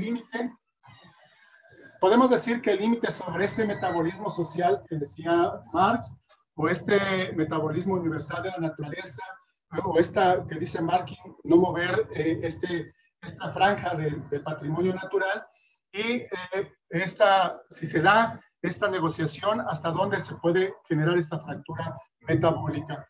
En ese sentido, entonces,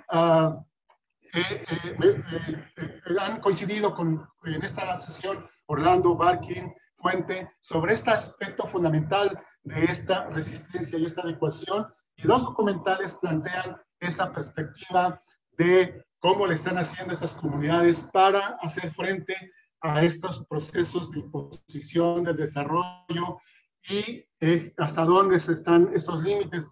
Y eso implica este diálogo de saberes, esta complementariedad de conocimientos entre los campesinos, las gentes de las comunidades, los profesores, los alumnos, y en este sentido también un proceso complejo, rico, pero también con algunas problemáticas epistemológicas, metodológicas, porque no es fácil este proceso de diálogo, de complementariedad de conocimientos y de saberes. Entonces, esa sería la parte importante. Y en este proceso de autonomía y autodeterminación, Fernando, para tomar en nuestras manos nuestra vida colectiva, la cosmovisión y los metarrelatos juegan un papel fundamental para pensar y repensar nuestros proyectos de vida comunal, nuestra filosofía comunal. Entonces, Fernando, quería terminar con esta parte para poder continuar.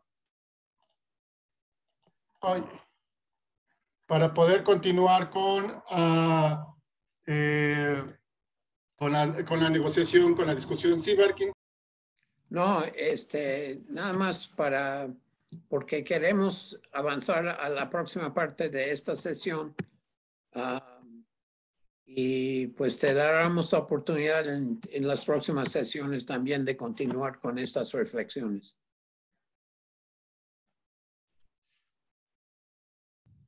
Gracias. De hecho, ya terminé. Hasta ahí era mi participación, los antecedentes y esta marco conceptual nada más de estos procesos de la lucha por la vida comunal, no por los proyectos de vida comunal. Gracias.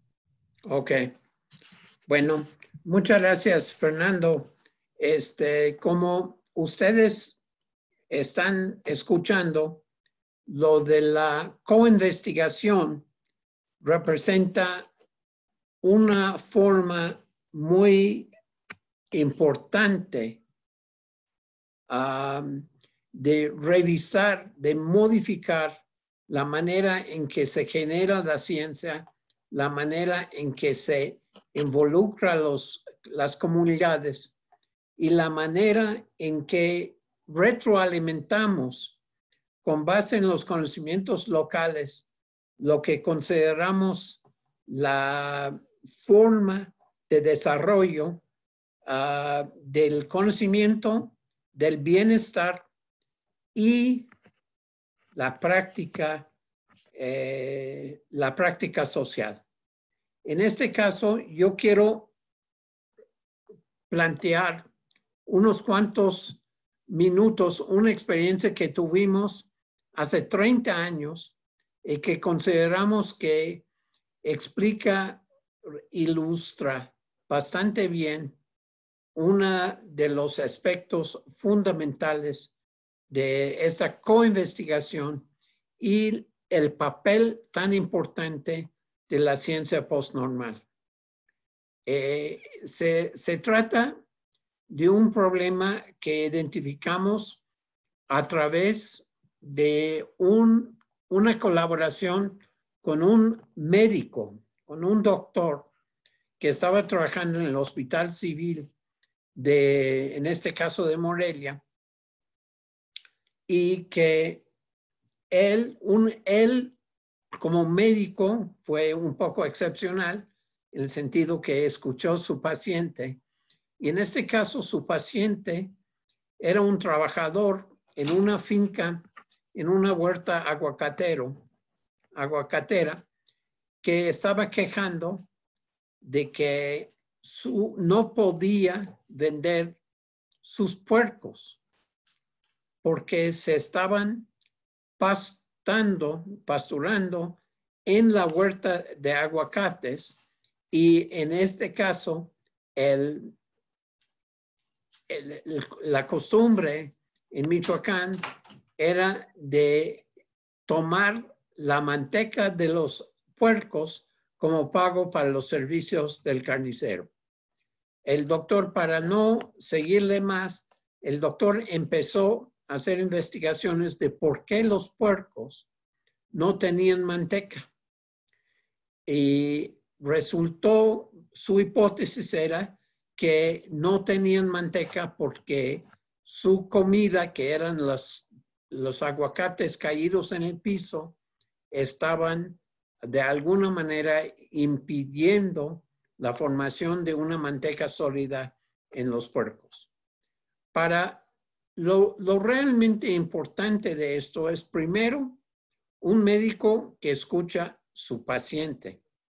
Pero segundo, la idea, después de varios años de investigación, él descubrió, y después se hizo conocimiento universal, que el aguacate es una especie de oro verde.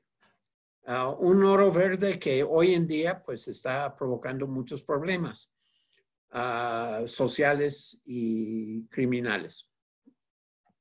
Pero en aquel entonces, yo como paciente del doctor por un problema de colesterol, me sujeté a una dieta de aguacate, resolví temporalmente por lo menos mi problema de colesterol y tuvimos la idea de una colaboración entre el médico y un grupo de campesinas en la meseta purépecha que tenían la costumbre de engordar puercos en su traspatio, y empezamos a hacer un trabajo de examinar, de determinar si el efecto del aguacate sería lo mismo en los puercos que en los seres humanos, ya que hay muchos elementos en comunes del metabolismo de los puercos y los seres humanos. En entablamos una conversación, una colaboración con la UNAM, con veterinarios de la UNAM y con el Hospital Civil de Morelia, y la colaboración, y ese es el punto muy importante, la colaboración de campesinas en la meseta purépecha con la colaboración de un estudiante purépecha en la Universidad Michoacana. Por cierto, uno de los asistentes en este seminario en este momento escribió su tesis, Lourdes Parón, sobre esta experiencia. Lo importante de esto es cómo se transmitió el conocimiento y cómo se logró la incorporación de las campesinas dentro del proyecto. Porque originalmente la visión de los líderes de la comunidad purépecha, la organización se llama la Nación Purépecha, estaban opuestos a esto, diciendo que este tipo de experimento implicaba un tipo de colonización. Y quiero usar esta palabra por la importancia que dio Orlando Aragón en su presentación del término decolonización. Entonces, lo que estábamos haciendo en este proyecto era hacer un experimento integrando las campesinas después de haber hecho las pruebas en laboratorio, en una etapa piloto, involucrar a las mujeres en producir, en engordar puercos con los desechos de los aguacates, que resultó de una manera muy efectiva en la capacidad de producir carne de puerco light. Carne de puerco light tenía un potencial mercado en la ciudad de Uruapan, donde logramos que los los consumidores estaban dispuestos a pagar un premio para este producto con base en la certificación de la universidad de la calidad de esta carne. Lo realmente importante de esto, y con eso termino, lo realmente importante de esto es que en el proceso las mujeres mismas se vuelven actores protagonistas en sus comunidades. Se empieza a entender que la división genérica del poder en las comunidades quizás no es la mejor. Y hay una posibilidad de otra forma de explotación económica, hay una otra forma de aprovechamiento de los conocimientos y hay otra forma de entender cómo podría ser lo que llamamos el desarrollo. Porque en este caso, la oposición de los líderes de la nación purépecha estaba basado en que no había manera de que la porcicultura de traspatio podría competir con la porcicultura industrial de las grandes empresas que estaban hostigando a los sistemas de traspatio. Entonces, lo que estamos viendo aquí es un complejo enfrentamiento entre una visión de cómo es la importancia de distintas maneras, la importancia relativa de distintas maneras de producción, de comercialización y de integración de procesos productivos dentro de sus entornos ambientales. Sin entrar en más detalles, hay literatura que está disponible sobre estas experiencias y yo quisiera en este momento entonces devolver el micrófono a la Sierra Juárez para que entramos en la etapa final de esta sesión del seminario.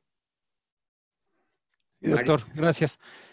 Fernando, nada más faltaría ahorita alguna situación que queríamos que comentaras de los videos que estás haciendo, pero te lo pongo al final. Nada más quiero acabar de mostrar. ¿Ya estamos compartiendo la pantalla? ¿Se está compartiendo la pantalla? No. ¿Tú estás compartiendo o no? La tiene creo que todavía usted. ¿Tú quieres compartir? Quiero enseñarles nada más unas fotografías para nada más ir cerrando esto. Doctor, ya no comentó bueno, sí, está bien, está bien, de los resultados de Huevos Live, pero sí está bien. Bueno, miren, nada más quiero mostrar gran parte de algunas memorias fotográficas que permiten reflejar esto. Obviamente, esta, por ejemplo, fue una de las reuniones en la Chatao 2011. Aquí está Jaime también participando en esa reunión. Y así hubo una serie de los encuentros serranos que mencionó Fernando. Esta fue en el 2012, ya en la etapa que empezamos a trabajar de una manera más directa con la UAM. Y empezamos a construir la idea de un proyecto de justicia ambiental. Estos son básicamente los primeros investigadores que participaron. Fernando los podría identificar de manera amplia, Yasachi el Bajo, la Chatao, Capulalpan, en fin. Esa es una reunión que hicimos nosotros en el Sicho y de ahí se fue construyendo toda la idea que estamos comentándoles actualmente. Un elemento importante fue esto, que los compañeros que participaron como investigadores comunitarios participaban en un proyecto internacional y participaron de una manera muy destacada en una reunión que se organizó en Morelia, donde la sede fue México, y ahí están a la par participando con estos investigadores internacionales. Se comentó la experiencia que se había tenido en el proyecto y gran parte de los protagonistas están don Arturo tiene una historia que después la contaremos sobre la importancia de reconfigurar su organización comunitaria en Tanetse, que es una historia también altamente compleja. Y estos son los últimos trabajos que tuvieron que ver con la gestión del agua. Fernando, nada más para cerrar y cerrando, Perdón, que por favor Mario. si puedes comentar. Sí, doctor, oigo. No, nada más, yo creo que hay que también mencionar la interacción que tuvimos en la Universidad de la Tierra con otros comuneros de los valles centrales de Oaxaca. Así es, sí, tiene razón. Esa parte fue fundamental de un seminario entre investigadores comunitarios de valles centrales y de la sierra, donde tuvimos un intercambio, fuimos a varios lugares con ellos y ellos también vinieron acá a conocer experiencias. Sí, de ahí salió de hecho la propuesta metodológica. Así es.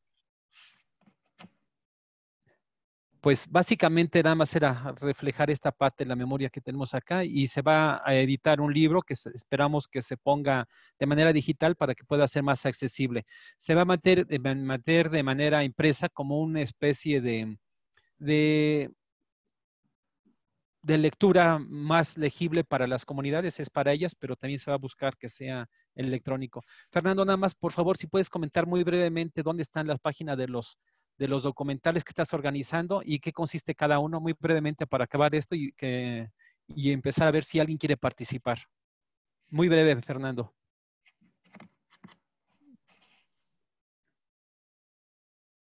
Fernando, ¿estás ahí? Sí, aquí estoy.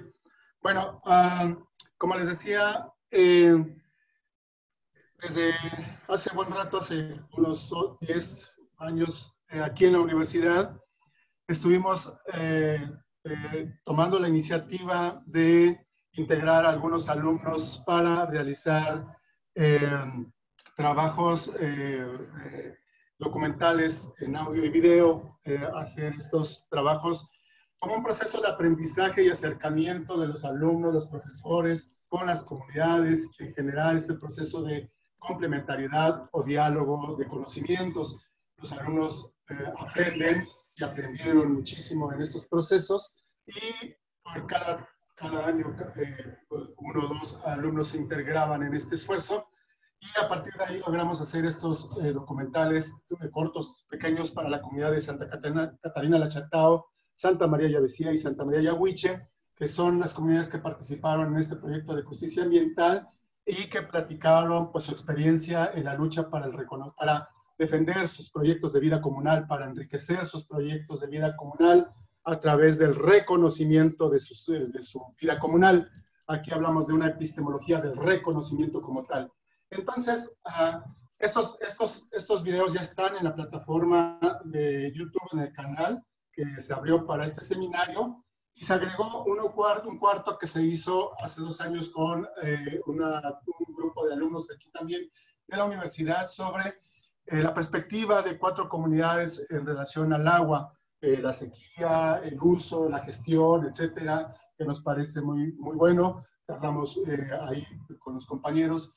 Y bueno, la idea es continuar con una serie de cortos, de documentales para expresar, para poder ver las luchas, los esfuerzos que están haciendo las comunidades en este proceso de defensa de sus proyectos de vida comunal, de sus estilos de vida comunal, de sus formas, de su filosofía comunal de vida. Y ahorita queda solamente pues, una compañera, pero que esperemos integren otros más una vez que se normalice esto, que es con la que hemos estado trabajando, también cuestiones de fotografía, utilizar estos medios de comunicación para hacer visible lo que Mario decía, que hay algunas cosas que no se ven de cómo están haciendo este trabajo. Entonces, ya están estos documentales, estos cortos en la página para este seminario. Repito, son de Yahuiche, sobre ecoturismo, cómo recuperaron esta memoria histórica de sus lugares. La Chatao, cómo repensó este asunto del desarrollo, para quién y para qué. Yavecía con su lucha por la conservación y protección de su patrimonio natural. Y esta cuarta del agua. Me parece que son documentos audiovisuales muy importantes para este seminario. Gracias, Mario. Muchas gracias, Fernando. Muchas gracias. Pediríamos si alguno de los asistentes puede hacer comentarios breves sobre este tema, su relevancia para la construcción de economía ecológica radical, o algún comentario adicional. Por favor, tenemos unos minutos para hacerlo, para que al menos tengamos una interacción más amplia. Sus impresiones.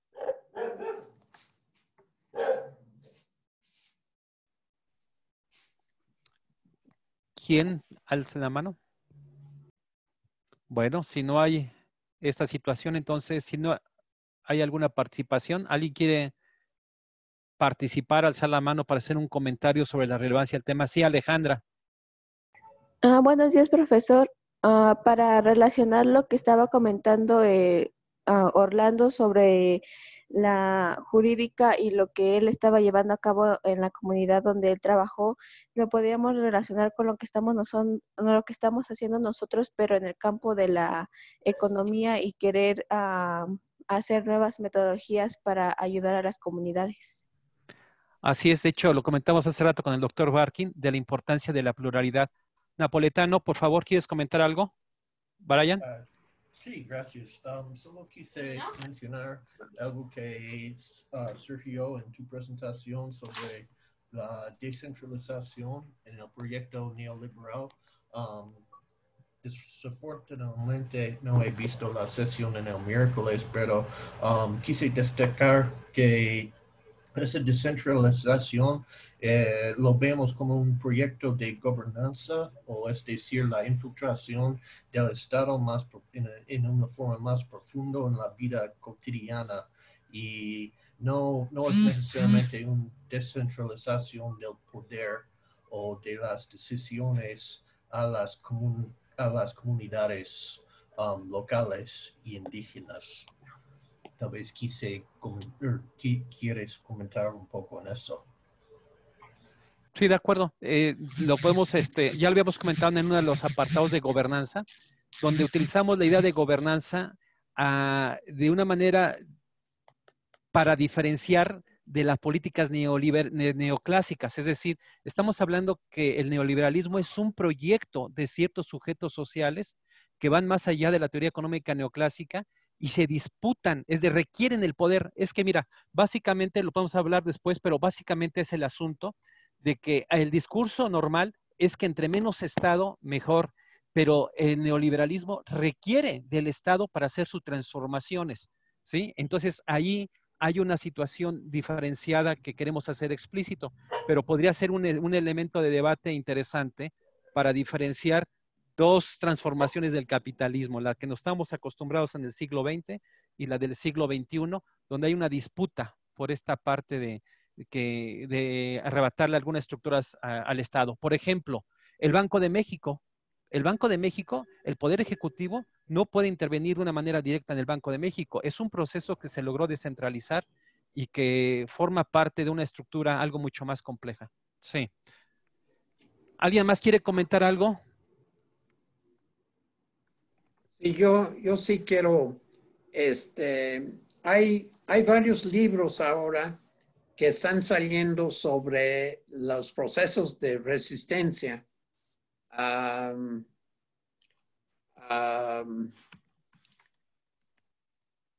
Que yo creo que son muy importantes.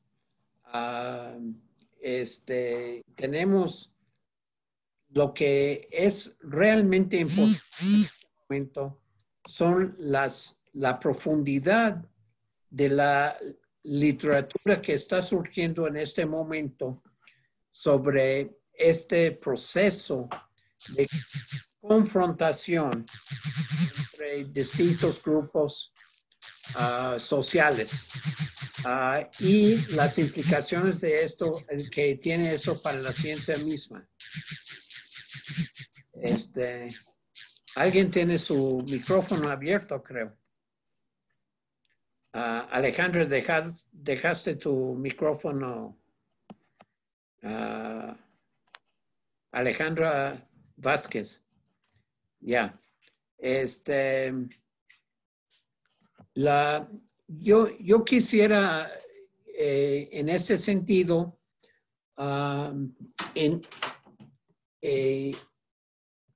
introducir un término que hasta ahora no hemos realmente usado en este seminario, pero yo creo que lo estamos siendo mucho más claro en este momento, y es el concepto de lucha de clases. La confrontación entre intereses entre las comunidades y el Estado se vio muy claro en el caso de Cherán.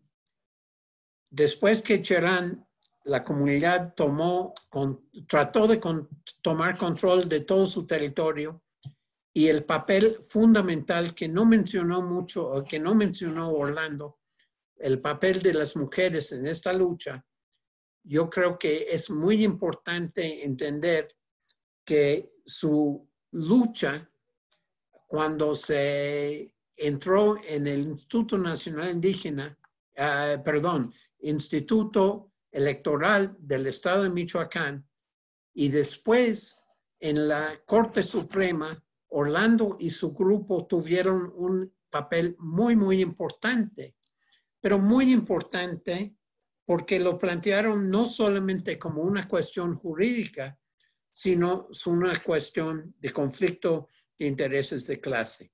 Y lo estamos viendo en este momento de forma muy similar en distintos tipos de conflictos sociales, donde hay que entender que lo que estamos viendo, y en la próxima sesión veremos de manera mucho más explícita, es este conflicto social que hay que entender que es un conflicto de clases, y como uno de los participantes en la sesión entrante nos va a explicar, es una amenaza por parte de grupos empresariales de un golpe de Estado, o estamos en los albores de la amenaza de un golpe de Estado.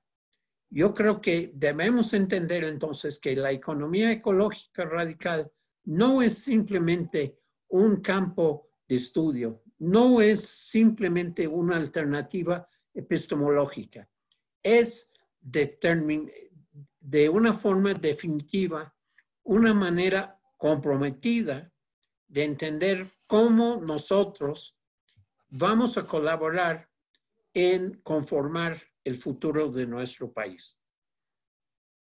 Muchas gracias.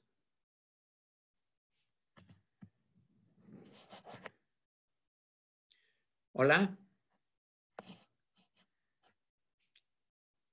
¿Alguien está allá? No sé si alguien más comentario, pero si no, doctor, ya vamos cerrando. Alguien, sí, perdón. Lourdes, ¿ibas a hablar? Lourdes. No. Doctor, pues, si nos hace el favor de cerrar la sesión. Sí, bueno, muchas gracias.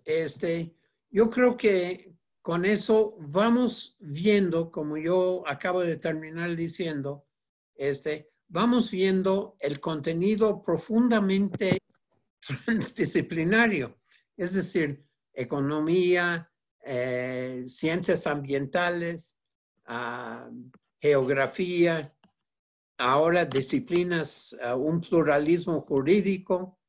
Entonces, estamos viendo la extraordinaria importancia, relevancia de transformar nuestra forma de entender qué son las ciencias sociales. Las ciencias sociales, primero, no pueden quedar sin las ciencias naturales, pero más importante, no podemos suponer que lo que estamos haciendo es neutral. La decisión de cuáles son los elementos del cuerpo político de la sociedad en que somos parte es determinante de cuál es el papel que la universidad, las universidades, la academia va a jugar en el desarrollo de nuestras sociedades. Y en este sentido, yo quiero insistir que en este momento político, en este momento donde estamos en esta contingencia, debemos entender que la economía ecológica radical implica una toma de posición muy definida. Muchas gracias.